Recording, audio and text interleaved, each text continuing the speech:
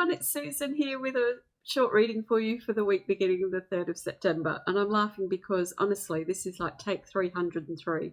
And it kind of speaks into what this week's reading is about. It's about getting out of our heads and into our hearts and trusting in the flow and not trying to control things too much. So last week's full moon would have brought up something for you. And I want to just talk about it a little bit because it sets the tone for the new season of either spring or autumn, sets the tone for September and for this coming week. The big message for this coming week is to start to trust more and more that the things that seem to have been taken away from you have been taken away so that you can examine your relationship with them. Now, it may have been taken away recently or a long time ago, but the absence of something would have been very obvious to you of late, and especially under that full moon. So it could have been the absence of being busy, the absence of being in a relationship or having this kind of relationship that you want. It could be the absence of your dreams. This is what I thought I was going to be doing, but this is what I am doing. Could be the absence of focus and drive and all of those sorts of things. So that absence is there for you to see it. It's there for you to understand it. It's there for you to get back into your heart and say, well, what is it that my mind keeps telling me has to happen? What is it that my mind believes that I should be doing?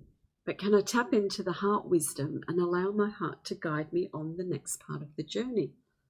Excuse me. So last week was a massive rebalancing of the mental energy. And we've been through things like the industrial age, the bronze age. We've been in the mental age. That's what's been happening on the planet probably for the last at least 70 years, where we've, as a collective, it's been all about figuring things out. Computers, digitization, analyzing everything to the nth degree. So now we're moving more into, or back into the knowing, the trust, the watery Pisces energy that was encouraging us to allow more flow into our lives. So I hope that last week wasn't too disturbing for you. And I hope that through that full moon, you've got to understand a little bit more about yourself and perhaps what it is that you've been filling your life with that isn't necessarily what your heart wants for you. And it's not to say that you can't have these things, but it's kind of saying, well, and I don't know why I'm doing this, but it's a bit like, if you were to take the pulse of your life, then what is it that lights you up? What is it that brings the fire energy back? What is it that brings up the, oh my God, I can't wait for another day because I know I'm going to be experiencing this. That's where we're at with this week. So the week ahead is about you just focusing on one thing that's going to help you to communicate better to yourself. It's that thing of, resetting the mind, really working with your subconscious and really working with your belief systems so that you can embody that feeling and that belief. When you hold the energy in your physical body that corresponds with your mind, you become that irresistible magnet for what you want. So I always get shown things very differently when I'm doing a reading. I can't, the pesky planets don't quite work for me. I see things in numbers, in visions, and just different ways, and we all work differently. So I was given 2 numbers for this week, and that was 7 and 3. And 7 for me is about the path. It's about trusting the path, being able to, I guess, be a bit more vulnerable so that you look at the facade maybe or the mask that you wear, and being able this week to know that you don't need to wear a mask, that whatever you want is okay.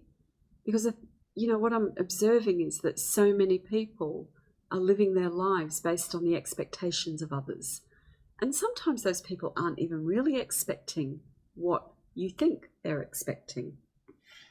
And so this continual calling back to the heart is what we're moving into. So 7, what is the path? And whatever would have been or seemed to be absent in your life last week, it's for you to reset your relationship with it. So that if, for example,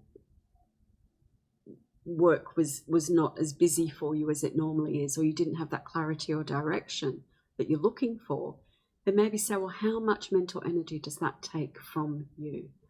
How can you let go of that mental energy? And the thing I was seeing is playing, being able to play, being able to experience spontaneity, but being able to become creative, because the 3 energy, the 7, the 3 is creating. It's expressing more of your soul, but expressing from your heart and being able to, I guess, create a new map for yourself for this, this period of your life. So we're really being encouraged to not give up, to keep on persevering, to not care about the timing of whatever it is that you're desiring, so that you can just relax into life at the moment. Just relax into it, relax into the week. Look at how the inner child can play. Look at how you can experience and remember how strong you have become. I think it's a great time to stock take, to look at your life and look at who you are and where you've come from. So I'm going to use the Nature's Whispers cards just to see what comes, and let's have a quick look at that. First card I'm bringing out is Maintain Your Childlike Spirit. So number 27, Energy of Play, exactly what I just spoke about, being able to not worry how many times it takes you to get something done, but being able to follow that call that says it's sunny outside and you want to go outside, then go do it. Like, allow yourself to really be spontaneous. And the 2 is the way that we balance energy. So, we've got the 27. So balancing the mind, balancing the heart, but recognizing how much of your life is tied up in your mind, how much of your life is tied up with analyzing, planning, thinking things through and trying to control absolutely everything. And the only way we gain self-mastery, the 7, is to absolutely stop sometimes and give the mind a rest and let the energy take over. So if you don't get something right, please don't give up. Just keep going. And it doesn't matter how many times you do things or how long it takes for you to get what you want. Because when it comes in, it'll come in just like that. And you'll be like, oh my God, here it is. Now what do I do with it? So all of you that are worried about what your direction is, what your goals are, start thinking about or feeling from your heart. What do I want to be doing? What do I want to be experiencing? How can I be more of this human being? 43, love matters. It says love matters, but I think it's like love matters, so matters of the heart will be very much online again this week. So being able to have those right boundaries in place, being able to communicate your love, but, really working with the energy of love. And love is not doing anything that gives you pain or anxiety, not doing things that you love and making them so difficult that you don't enjoy it. So it's to, whatever it is that you're offering, whatever it is that you're experiencing, it's do it with full passion, do it with full love, do it with full energy, and don't care what anybody else thinks or says, because when you step into that vibration and frequency of who you are, that's what gets broadcast out there to the greater.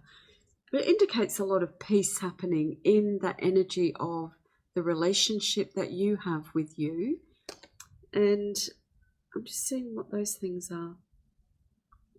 Well, those birds' wings, from the way I'm looking at it, they look like boats or yachts sailing away. So that's saying, that you have to let something go if you want to bring it back. Whatever it is that you're holding on too tightly to, just let it go. Let things sail away from you and let the tide take them where they take them. And if the tide wants to bring it back to you, it will. Okay, what else do we have here? Celebrate differences, number 3. So quite curious, 4, 5, 6, 7.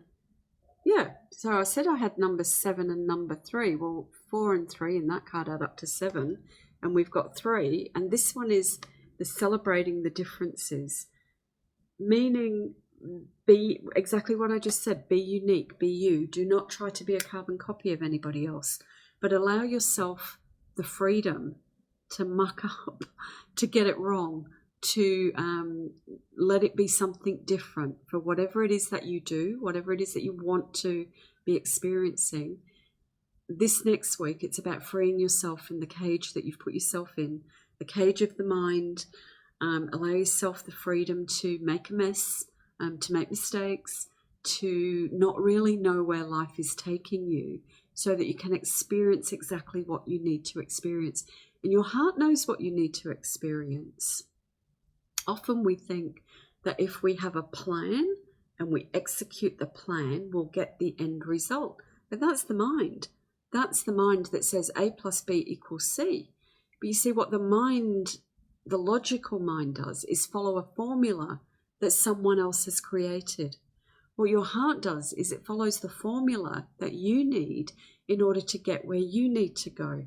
Now, sometimes you need to experience frustration. You actually need to experience what it feels like to not have what you want. You need to experience what it feels like to be angry or to be upset or to be sad. You need that, because when you have that, it cracks you open. It changes, it moves energy through you. And whenever you're sad or wherever, and you know, you can feel the passion in me at the moment, because I'm really tapping into this energy and this message that Spirit want to bring through, which is that we've got to stop trying to control and homogenize and be so set in our ways.